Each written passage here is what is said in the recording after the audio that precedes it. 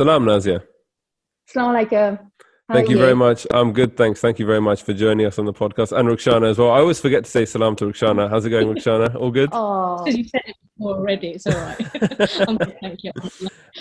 So thank you for joining us on the podcast today, Nazia. I think just in terms of background, can you briefly introduce yourself? yeah. So my background is coming from, I'm Bangladeshi Muslim female, by the way. Not that I don't need to add the Muslim part, but just adding the Bangladeshi to add emphasis to what my background is. I think it makes a lot of sense to what the journey has been about. My background really has been a very sporty person. I've been very athletic from a young age, and being a Bangladeshi woman, there's been a lot of restrictions on what we can and cannot do. And I struggled with a lot of eating disorder issues from a very young age, trying to follow this narrative of looking good and, just trying to replicate what the magazine covers portrayed to me at a young age. And I was an amateur boxer in, I think, about 15 years ago. Sounds such a long time ago. And fitness has always been a part of me. It's been a part of me in terms of growing up, who I identified with, and it also had a lot of repercussions in terms of the society on a wider context, a family, and then trying to fit into the Bangladeshi community in the normal way, I guess, as well. And then my journey just, really shortly, went from one thing to another. I used to work in a 9-to-5 job. I think I covered a lot of admin jobs, and I can't even name most of the companies I worked for. And I just decided I wanted to take a detour and really follow my passion in fitness and see what I could do. And we're going to remember, this was about 10 years ago almost, where social media wasn't so big. And that journey also cost me my mental health, my peace, my sanity. But alhamdulillah, I'm here now. But along the way, I witnessed myself going through depression, a lot of sadness, a lot of grief, not really understanding myself. But it all connects somehow. And Fitness Reborn, my company, literally came from a moment when I was in my pure darkness of depression. And I realized how much fitness was helping me without realizing the actual science behind it, without actually realizing the theory behind it. And the program was developed in a way to give people back their lives. And especially now where the pandemic is creating a lot of, mental health issues, it's more important now we speak about these things and what the program does as well for myself and for my followers. So that's a little bit of my background. A bit long-winded. That's all good. So I just want to touch upon, if it's okay with you, the sort of eating disorders that you have. I think it's quite important because we don't really talk about it, particularly in the South Asian community. Can you explain, how they sort of came about? Why do you feel that you had become prone to suffering from them, and what was your experience when you were going through them? I think when I was, as a teenager, we all go through this, the transition between growing up, going into adulthood and everything.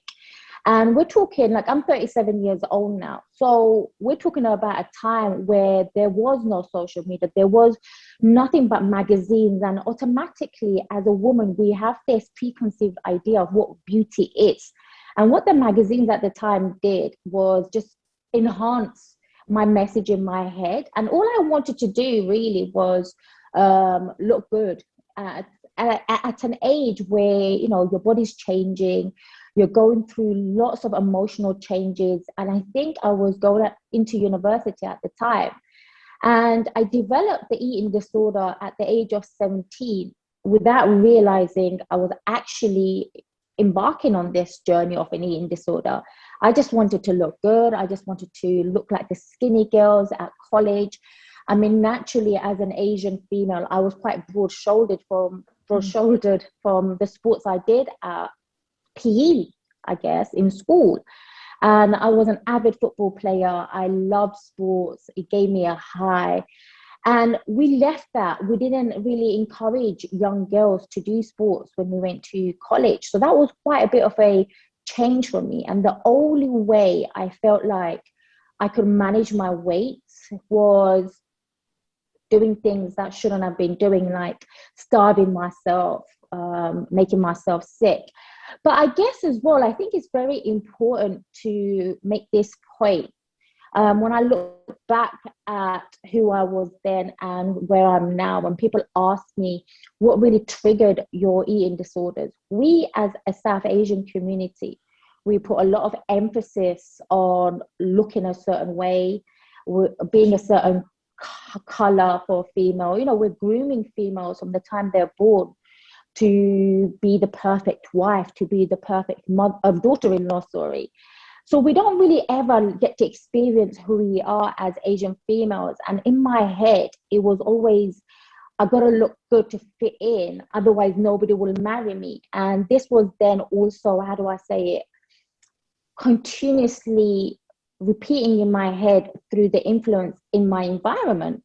When aunties, even your parents will make a comment about make sure you don't eat too much, or they'll compare you to your other cousins.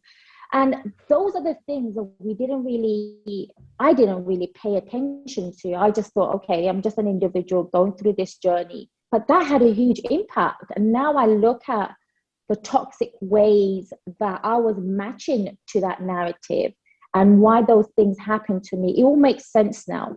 And the eating disorder was one of the most darkest places. I remember for years, nobody could understand me. I was forever angry.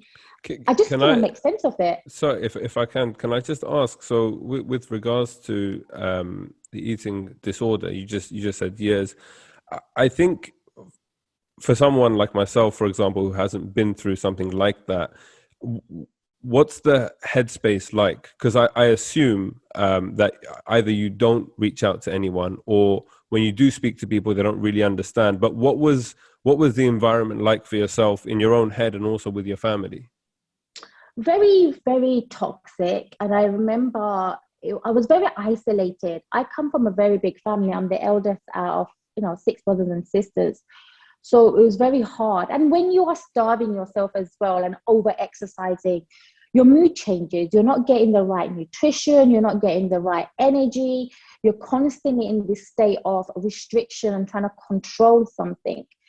And one of my earliest memories of the eating disorder was, my younger sister was only about 8 years old. And I come from I come from a family of so many girls. And the younger sister used to always come up to me and say, "Oh, Nazia, are you sick?"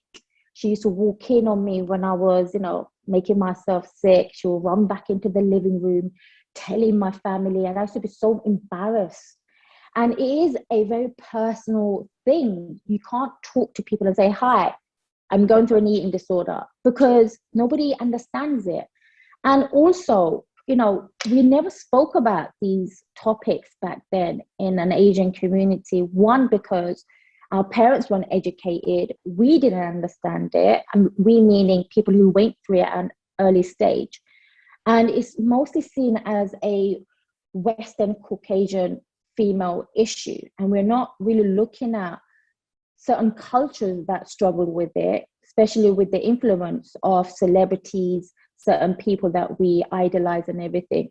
So when I think about how I was in a headspace, very, very volatile, very, very angry all the time, insecure, not confident, feeling like I was very alone, even though I was in a big family. It just didn't make sense. Life didn't make sense at that age. In regards supporting what you just said about it being a sort of white Caucasian mentality, there was actually a study done in 2008 by South Yorkshire Eating Disorders Association, and they found that UK born individuals were more aware of eating disorders, whereas their parents who hadn't grown up in the UK were poorly informed for things like anorexia and bulimia specifically. And the conclusion was that the communities sort of harboured the feeling that eating disorders are a white people's problem. Mm-hmm. So the fact that you said that, and I think the study kind of touched upon this topic, that hindered children's and young people's ability to receive the help they actually need. So I mean, you know, it's funny on that. I remember years ago, my mum used to get these magazines. I can't remember what it was, like, you know, the standard kind of weekly magazines. And I remember seeing an article that genuinely gave me nightmares at the time, and it was about a woman who was anorexic and had bulimia and all of this stuff. And you know, it was the first time I'd come across this. I was very, very young, and the images were so kind of haunting. But I always thought that it was like Rukshana just said, it was like a white people problem. And this doesn't, you know, affect our community. It doesn't affect people in our community. And I think it's interesting, Nazia, as well, when you're talking about your influences at that time. Like you said, there was TV and magazines and whatever else, but there wasn't social media. Whereas I think social media, interestingly, has that double-edged sword where on the one hand, you've got those kind of hyper influencers who have those thousands and millions of followers who all look a certain way and dress a certain way. But then at the same time, it's kind of given rise to that space that unfortunately our communities in a mainstream perspective don't fulfill, where we're not having those conversations about mental health and eating disorders. Whereas now individuals are coming up and organizations are coming up that are trying to highlight this stuff. Do you think that, I mean, you know, you're older now, but what do you think your 17-year-old self would have, how would you have embraced social media at the time with all of that stuff going on in your head? Would it have been a help or a hindrance, do you think? No, absolutely not. I think it was bad enough having magazines. And I remember Britney Spears was my idol at the time. Please, no questions asked. Okay. And you know what's crazy? Because, and I say this without any sort of, you know, bitterness. When Britney Spears put on weight and she went through her mental crisis, I was so happy because I didn't even her... think she put that much weight on. So I was a bit confused by it, to be honest. Yeah, it was for me in my head. I was like thinking, even she goes through stuff and nobody speaks about these things. It was like an epiphany moment. And I don't know Britney Spears, but I hope she's okay now. But, you know, it's just an example. She's an avid listener. It's just an example of when we look at people on social media and what they're, I mean, I've been in an industry in the fitness industry. I know the tricks and the traits and what fitness influencers, they don't really do much justice. They're not looking after they have a duty. That's what I'm trying to get at. They have a duty to serve their followers. And for me personally, it's all about showing up as who I am, being raw, being authentic as much as I can, talking about the issues that we females go through and maybe the men in our society and why fitness is such a good tool. And when I have clients coming through the doors, depression is the most main issue that I deal with, and emotional eating, people who don't feel good about themselves. Food is now become the most accessible drug that we have, the most important thing that gives us comfort for most people in their lives. And we're talking about females of all ages at different times of their lives. You know, people who have been married, not married, single, can have babies, can't have babies, divorced females, people who have gone through domestic abuse. You know, there's a lot to cover. And one of the things social media isn't doing maybe is protecting the young minds, protecting what they see. And it's down to us to delete, block people who don't make us feel good anymore. Yeah. Because when you understand how our mind works, the subconscious mind is so fragile. What you see as skinny or with a six-pack, you think this is how you're supposed to be. Even I do it as a grown adult. I look at this and I think, oh, I want to look like her. And all these bodies and fitness influencers come with a trend. 1 minute, six-pack is popular. The next minute, having a back behind is now the popular thing, or having thick thighs, or do you see, it's forever, it's non-stop. So when social media came in the last 10 years, it was a lot going on. It was like information overload. And I'm not sure, it is definitely a double-ended sword, and it is actually enhancing people's eating disorder and mental health even more, whether we like to realize it or not. I think it's important because you guys have sort of mentioned about the social media aspect, and there is a lot of, I feel, particularly in the South Asian Muslim community, there's a lot of confusing, conflicting messages about food. So, you know, people get offended if you don't eat food on their plate, and then they'll refill it up. But then equally at the same time, they'll like shame you for being fat. Yeah, they'll shame you. They'll just shame you for eating. Like, you know, I mean, I'll tell you a story. Once I remember I went to a wedding, and I was just like, you know, really hungry, and I was just eating, and then one woman was like, oh, you know, you shouldn't really eat that much as a woman in front of other people. And I was it was an auntie, yeah, and I was just like, to be fair, I don't think I was eating that much, but her point was you shouldn't really eat in general to like keep up this facade that, you know, she thought it was more of a manner thing. And I found that a bit odd, that she was expecting women to not eat at a wedding. I think attitudes towards food in the community generally, and we can all have a bit of a laugh about it, but there's obviously a very serious undertone at the same time. It's not healthy. I mean, firstly, the food that we have on our plates, unfortunately, is often not healthy from a kind of community perspective. But then it's also this kind of toxic stuff of like, oh, why are you not eating 3 plates of food? And then when you do eat 3 plates of food, turning around and be like, oh, you've put on a bit of weight. Well, of course I've put on weight. Like you're force feeding me. This is what happens. But it's this kind of perpetual cycle, I think, that we have, unfortunately. Coming back to Nazia, you were talking about social media and the responsibility of kind of influencers online. And you also mentioned, you know, blocking and deleting accounts.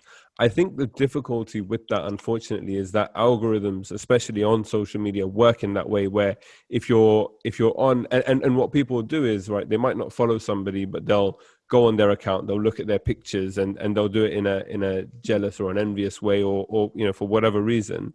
But the way that these algorithms work is that Instagram or TikTok or whatever it is that you're using these days will see that you're spending time on this kind of content and then serve you more of that content. That's the difficulty. Whereas before, you know, you had the option to pick up a certain magazine and to read certain articles. Now, on your explore section, on your suggested section, on whatever app it is, you're getting this constant reinforcement of content. And I think, so for me, that's where it's like, there has to be, like you said, there's a responsibility on the influencers, on the content creators, that they need to take up this kind of mantle of being responsible with their content and the way they do things. And just to share a story from like my own experience. So I've been on like a bit, you know, since lockdown started, I've been on my own kind of health and fitness kind of journey. And at some point at the end of last year, I got contacted by a fitness coach on LinkedIn, who said that he works with people who are, you know, busy, self-employed individuals, whatever. I was like, okay, cool, let's check it out. Had a call with him. And he was like, all right, let's have like a free consultation at the beginning, and we can see how I can help you on your journey and you know, set you up with the structure and all of this stuff. And so I told him, yeah, you know, I've already been doing some stuff and I've lost this much weight over this many months, and like I'm in a good place and whatever. And he was like, okay, that's cool. But he goes, I need you to make a decision at the end of this phone call, whether you want to use my services or not. And I said, no, I'm not willing to do that. Like, you know, I need some time to think, right? And he goes, and then he suddenly flipped. He's like, oh, like, what's wrong? Do you not make the financial decisions in your house? Does your wife control the money? I was like, no. He goes, oh, but you're not serious about your fitness then, because, you know, it's only, and he was talking about like over £1,000. He's like, oh, it's only £1,000, £2,000. That's not a lot of money. I was like, well, you don't know how much money that is for me. That could be everything. But anyways, to cut a long story short, by the end of it, he was like, well, clearly you're not serious about your fitness, so goodbye. And we never had the consultation. And then the next day, and also he told me, you know, specifically that the weight that I had lost over that time period was no good. 2 days later, he added me on Facebook, and I saw on his Facebook, he was posting tips and suggestions, you know, for whatever it is, and like, you know, for health and fitness. And he specifically said that, you know, no amount of progress is too slow. He goes, the slower, the better. And I was like, this is the exact opposite that you said to me on the phone when you were trying to kind of like emotionally manipulate me into using your services. And I'm just thinking, these are the individuals who are supposedly helping people in our community, or helping people generally, right? He was from the community. He was a Muslim guy. But that concerns me a little bit, because like you said, people are so fragile when it comes to body image, when it comes to health, fitness, food, all of these things. And it doesn't take that much to tip someone kind of over the edge. And if someone's not secure enough, you can very easily kind of manipulate them. Like, do you feel like there is that element to the industry as well? Oh, 100%. I mean, I'm just thinking about my own journey. When I qualified as a personal trainer, and I don't blame personal trainers as well, because you do this out of passion, you do this because you want to help people. And we all have a story. Personal trainers have their own story and they want to pass their message on, just like the way I do. And when I started in the fitness industry at the beginning, it was a very, very, very manipulative exchange, and it was very toxic. And it was, if you don't take your health properly, you're not serious enough, just the way you explained it. And I realized at an early age, in that industry, is there to profit out of our insecurities as well. Yeah. And this is what I teach people, like especially the girls on my program. Learn how to love yourself, learn how to move, learn how to nourish your body, learn how to nourish your mind, learn how to discipline yourself, learn why mindset matters. Because the moment you take control of you, nobody can make profit out of you. So it took me years to educate myself, especially when I studied the neuroscience and the fitness aspect, understanding human behavior, understanding why people do the things that they do. And the transition from going from a pushy personal trainer was now stepping into this compassionate fitness coach and giving people a space to feel, to experience, to get to know themselves. And as mentors and coaches, it's very, very important for us not to get onto the journey of the client and let them be. And again, it's about resetting habits. It's about rewiring the subconscious mind and getting them to do the things that they've never done before. And you know, when you think about your own self, how hard is it for you to change an old bad habit into a positive one, whether it's smoking, whether it's to stop eating cakes, junk food? It's terribly hard. And then to have somebody telling you, oh, you're not good enough, you're not taking it seriously, it's a counterproductive approach. And you know, most of the fitness coaches, that's their background. And to have a few good fitness coaches who understand compassion and empathy, those two things create clients to change and transform. And then change is temporary, and then the transformation is a sustainable thing that we're looking for. So yeah, I empathize with you on that one. So you sort of covered a few things that you do with your clients, and on social media you kind of talk a lot about sort of affirmations, about the people you kind of sort of communicate with you, which will aid your recovery or help your exercising journey. Can you talk more about sort of affirmations and things like that, things that people can do sort of, you know, sitting down on their own, and how that can help aid their journey, really? Yeah. I'm going to give you a quick client experience here, a testimonial that this lady gave me. Zaf, a Pakistani lady, single mother, divorced, came from a very abusive background. And she was one of my most amazing transformations. She went from like 18 stones and dropped down to maybe about 12 stones in a space of 15 weeks.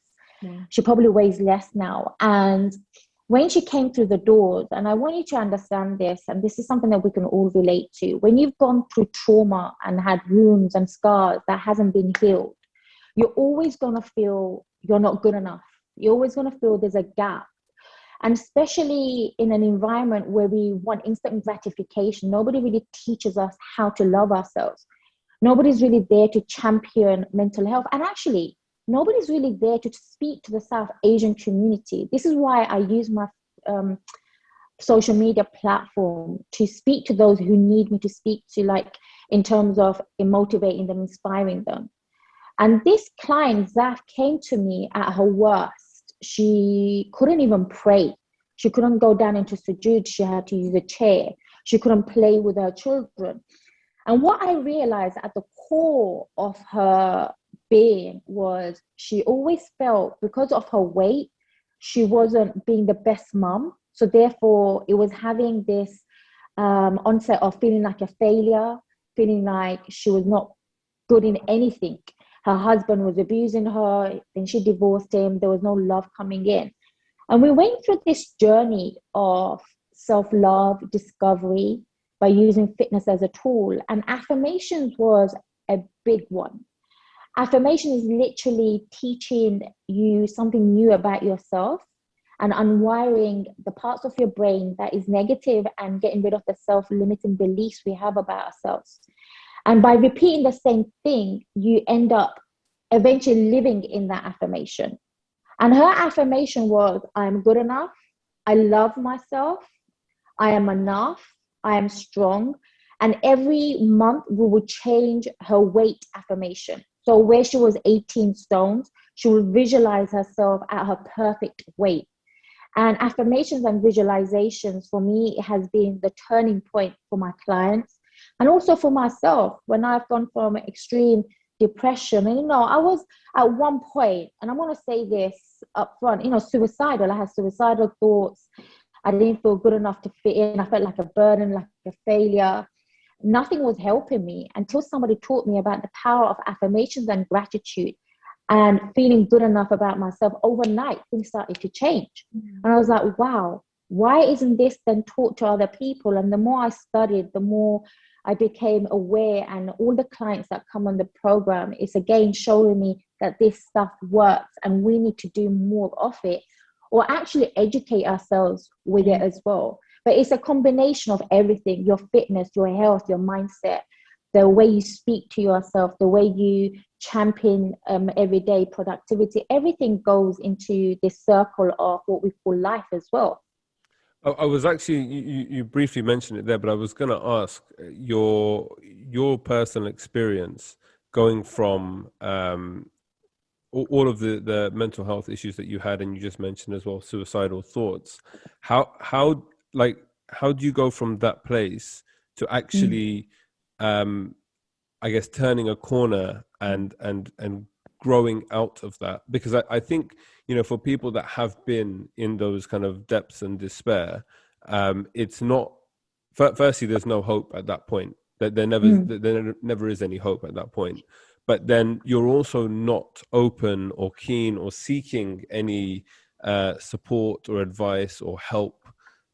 So what was your experience like? You mentioned that someone taught you about affirmations. Did they kind of force that onto you, or were you seeking it out? What actually happened? When did you kind of realize you needed to change? I think anybody who goes through a dark time, depression, and we have to understand, people who go through depression, they're not choosing to be depressed at that point. And I just stopped boxing. I came from an extreme sport that was requiring me to train 7 days a week. And I realized, now speaking about it, why I stopped boxing, because I was a woman. Muslim girls don't train. Muslim girls don't box. Who's going to marry you? What will people think? And I stopped because I thought, okay, fine, I'm sick and tired of this. And I gave up. I quit the sport. And I so wish I hadn't. And I wanted to give myself a chance, if I'm really open about this, give myself a chance to maybe get married at the age of 30, 31. And I was feeling really left behind. By the time you're 25, apparently a girl has expired her, date and everything. And I was trying my best to keep up with my cousins, my parents' expectations, societal expectations. And it was too much in my head. And when you go from an extreme sport to doing nothing, you're obviously not getting that release of the happy chemicals, the endorphins, the serotonins and everything's not there fully. And when I slipped into that depression, I stopped praying. I was like, I didn't have no faith. And again, this is something we South Asians, the Muslim community, keep on doing. We label people. You haven't got good iman, oh, there must be something wrong with you, the jinn's got you, the shaitan's got you. And this is the last thing a human wants to hear when they're struggling with their mental health. And due to the lack of knowledge with depression and mental health, because apparently as Muslims, we're exempt from that. And what we need to understand as humans, we're going to have this experience. We're going to be experiencing these emotions, especially now in the pandemic. And I was seeking help in my own way because you want to be rescued. You want to save yourself. And the bottom line of it is, when I was going through the depression, I was looking to get myself better. And that journey started going to events, going to motivational workshops. I went to so many workshops. I'm just so sick and tired of workshops now. I will never go to one ever again. And I clearly remember this one incident where there was this hypnotherapist by the name of Marissa Pearce, and she was on this stage and she was explaining how celebrities, top businessmen, CEOs, people we idolize are going through addictions. They're alcoholics, drug addicts, all of that kind of stuff. And it was a penny drop moment for me at that moment, because what she said on that stage was, people don't feel good enough about themselves, therefore they're always looking for the next fix. I was like, hang on a minute. I spent my whole life not feeling good enough because I wanted to be skinny to be validated. I wanted to look a certain way so I could be accepted. So in a way, I'm glad I did that seeking, because it allowed me to come out of my shell a little bit more. And here I am. And the turning point was that lecture I went to, and then using my prayers, my salahs as a point of, instead of asking, I was grateful. What are the things that was going good in my life at that given moment? And it was hard work. I'm not going to lie to you. It was extremely hard work. And I still got my notebook where I created 2 pages of affirmations. I'm good enough. I love myself. I am strong. I'm a good fitness coach. These things helped me become, well, who I am today. It helped me recover. It helped me get out of my depression. It helped me ease the suicidal thoughts. And don't ever forget, those things never leave you. I changed as a human being. I went from being an extrovert person to a very changed person. I'm still out there, but it changes your personality in different ways. And I think we need to address that more than anything as well. Just quickly, it's really interesting hearing you kind of, I guess, swear by this notion of affirmations, because I've seen it and I've heard it talked about, but never, I guess, in this way, that it was kind of, it seems to be the kind of main transformational thing at the depths of your struggle, which is quite fascinating. What, as in, again, I feel like people in that headspace would always struggle to see the silver lining, to see the positives. How did you manage to kind of almost engineer that headspace for yourself? If I'm honest with you, fitness has been my savior in all of my moments where I struggled with myself. And it was a beautiful instrument. It's a beautiful tool, because when you decide and you discipline yourself to make a change, everything else changes in this space. And understanding neuroscience, the different parts of our brains that we're living from, and understanding where the negativity comes from and how we can control it by speaking well to ourselves. And I'm sure it's written in the Quran in some context form. Be kind to yourself. Speak nicely of yourself and others. And the more you understand in a holistic approach that we have control, that we have utmost control to change, it's like a different kind of power that's given to you. And by speaking to yourself as if you're speaking to a child, that's where the real transformation happens. That's where the real change occurs. And you know, like when I came out of my depression, it was so crazy. Like, and I also want to say I seek a lot of therapists, and we shouldn't underrate therapy, and we should actually make going to see a therapist, counselors, a normal thing, rather than thinking there's something wrong with us. There's something wrong with every single one of us, whether we like to admit it or not. We're all beautifully flawed, okay? And when I went to my therapist, one of the things that she said to me was, You've become so unfamiliar with being happy. You now have to train yourself to become happy again. I was like, okay, that is a very weird thing, but it hit home. And I spent months seeking the small things that made me happy. I started doing things that made me happy more and more and more, letting go of the things that didn't work out for me, working with my stress, meditating, breathing techniques, doing a lot of things like journaling, scripting. Those are the things that need to be done. And, you know, slowly it changed. Life just became a bit more easier to manage. I was able to express myself rather than repressing my emotions. And when I came out of that darkness, one day I woke up and I was like, where is the sadness gone? I got so used to that negativity, honestly, that negative inner chatter, where is it gone? And I was searching for it and I was like, oh, okay. It was such a weird feeling.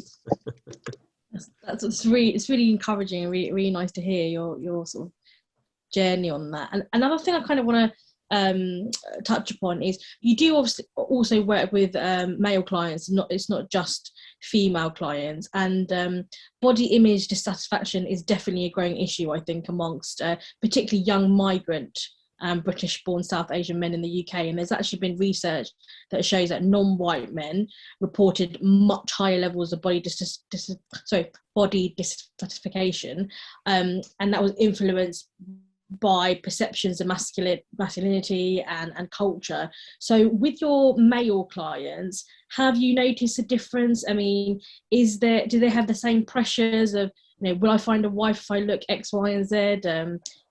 Is there any sort of common themes that run across, or is it completely different things that you've got to work on?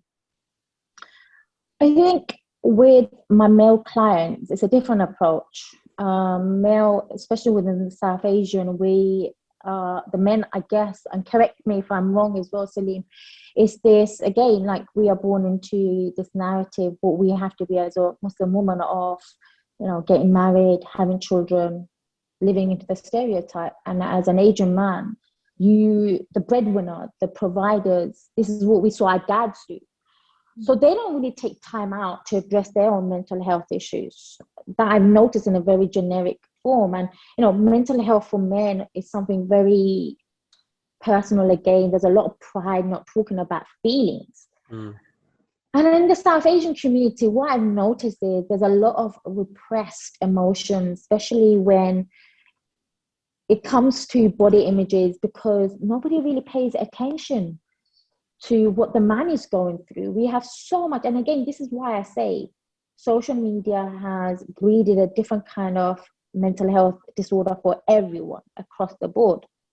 And I did this interview with a friend of mine from South Asian community speaking about body dysmorphia and how it affects mental health, because they also have this pressure living up to looking good, feeling strong, looking good in terms of muscles, six-pack. And I was really awakened by this conversation I had with a male friend. And he asked me, so what do you define as masculinity, Nazia? What is the definition of masculine in your head? And I said, well, tall, handsome, muscles. And this is what I grew up with in a boxing platform, right? And he said, no, it isn't. And he totally turned around and reframed what alpha masculine looks like, being the leader, being somebody who provides, and a man who's in tune with his emotions. We categorize them as being soft or womanly or whatever.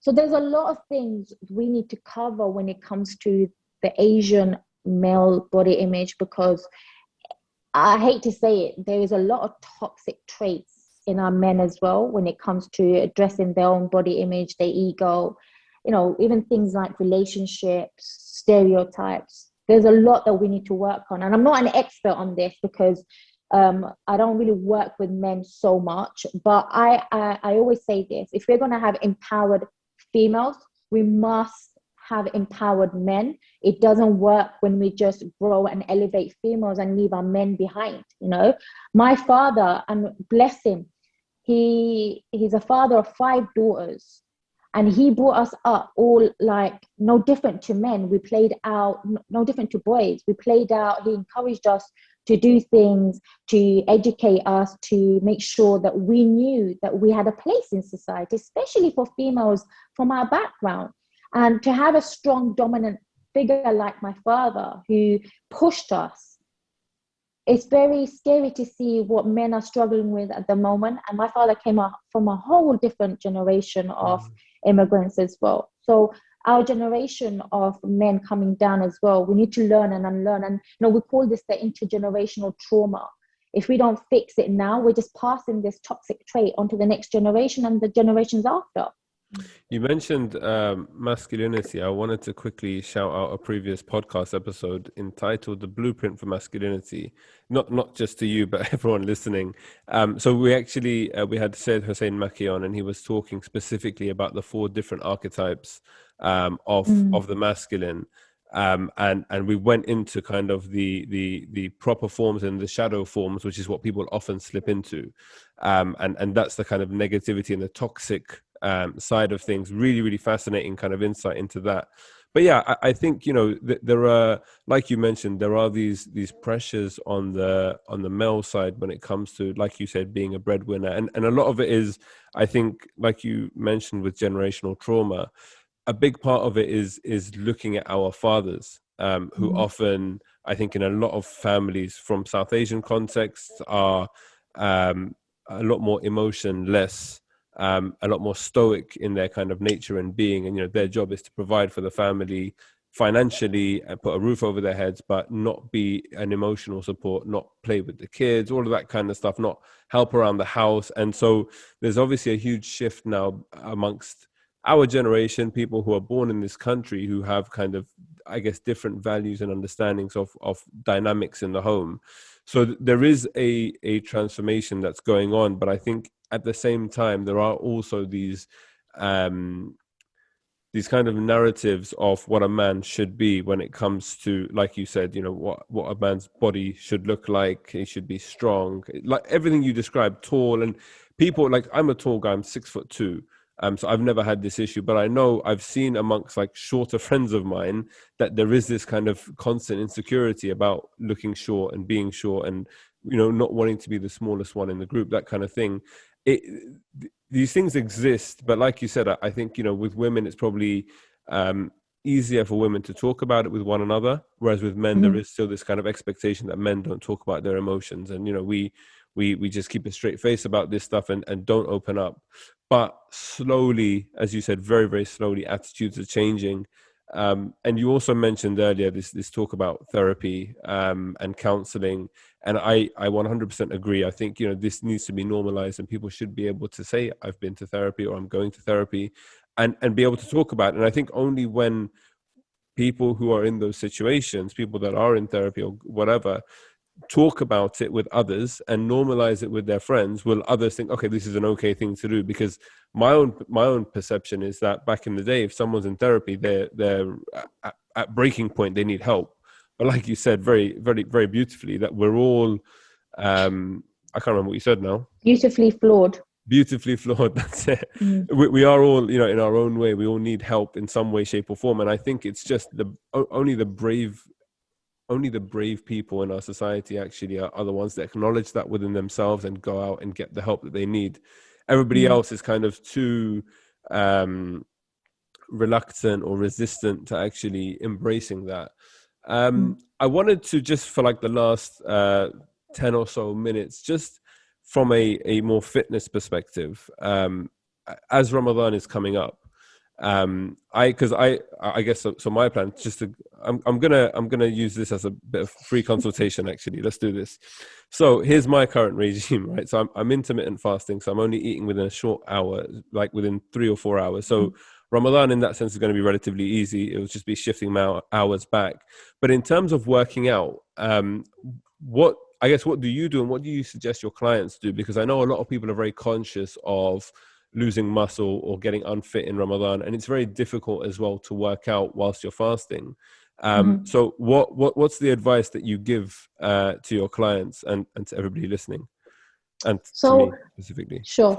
See, I struggle with Ramadan so much, because my coping mechanism has now been taken away, which is the gym, the fitness element. And I'd be pretty silly to make sure I can get up at 2 o'clock to get a workout done. And over the years, what I realized was fitting in fitness was imperative to my emotional well-being, and also having a good fast the next day, especially when the hours are so long. And one of the key things I made a point about in Ramadan, as Muslims, we are so dedicated to the 30 intense days. To go without food or water is pretty hard. Not pretty hard, it's extremely hard. You need to have a different kind of mindset, discipline, but automatically we do it. Now, if you think about how we live our lives in the rest of the year, we don't do those things. The health conscious, the fitness conscious, we're not doing that. But Ramadan could be a beautiful kickstart. And this is what the Ramadan program is about. It's about understanding what we've gone through this whole year, the emotional side of it, and using the 30 days to reset your habits, the old habits. It's not enough, but it's still enough to get you to do something old and doing something new. And for me, I religiously, I'll be honest with you, I'm a bit crazy when it comes to the fitness during Ramadan. I have to fit it in after I've broken the fast, after the namaz, even if it's at 12 o'clock at night. Obviously, I'm not sure if we're going to the mosque now, but in the past years, and it was actually picked up by Channel 5 and Sky News in 2019, my Ramadan fitness program, where I was getting a group of females to make sure that they were moving. It's so easy to sit at iftar time. When you fasted for 22 hours some days, Salim, right? How can you possibly put on weight after 30 days, right? This whole month is to become aware of who you are, is to become aware of your consciousness. And, you know, the fasting brings up more emotions than we like to address, right? We're not just sailing by. We have to pay attention to what needs to be fixed within ourselves as well. And it's amazing when people say they put on weight, and it's about literally start planning now. Start preparing your thoughts about what approach you're going to take, and what's going to be different from the other years that you've literally put on weight. This is not the year to be gentle. You have to come out of lockdown in a way where you're prepared. And, you know, it's a blessing in everything. Lockdown eases off and we go into Ramadan. So we're going to be safe. We don't have to mix with the external world right now. But again, your food, how you're moving, how you're speaking to yourself is going to be important in the 30 days. So find a time to get, even if it's 20 minutes, to do something before iftar, if you can. Obviously, make sure you're safe. And the cons of exercising or being very, very regimental is that you can actually incur injuries and harm yourself. So I always say, make sure you've had enough water, you've fueled your body, and then try to do something after about 3 to 4 hours, not even 3 to 4 hours, 2 hours max. And just get something in, get a fitness session in, get some endorphins running in, and then you're more productive for the next fast. You're more in control, and then you can just have a better fast rather than just being sluggish and sad and dragging your feet. You've previously said in another interview that sometimes particularly British Asian Muslim women, we tend to make excuses for not exercising, and a lot of that comes into the fact that we have a lot of responsibilities, we're working, looking after children, there's more for us to do. So in sort of taking into consideration what you've just said, how can particularly those people with that kind of lifestyle, how can they make sure that even during Ramadan, especially at a time when they need to be extra fit, how can they encourage themselves to do that? See, this is what I say to people. Islam is such a beautiful religion. It's a beautiful guideline. It's everything in this textbook, right?